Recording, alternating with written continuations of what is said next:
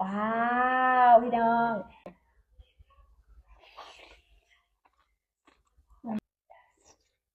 อืมกินดิบได้บ่ได้เลย มาลองมันกับปูทุกคนปูม้าบอกอย่างนี้นะ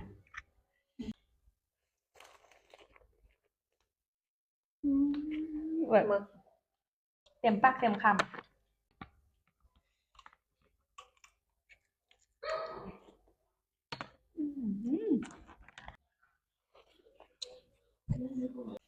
น้องหนิงออกไปแล้วบ่ไหวเพิ่นปะน่าจะบ่เหมาะกับเด็กน้อยปานใดในการกินแบบนี้ แต่ว่าเพิ่นก็อยากมากินมันซื่อๆว่ามันคือตัวง่ายแท้ปะ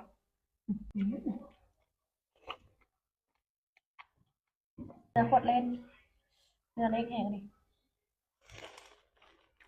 อืมแมงกะพรุนค่ะอืมกล้องนั่งน่ะกิน2 คนบ่ได้เบิดอ่ะปลาหมึก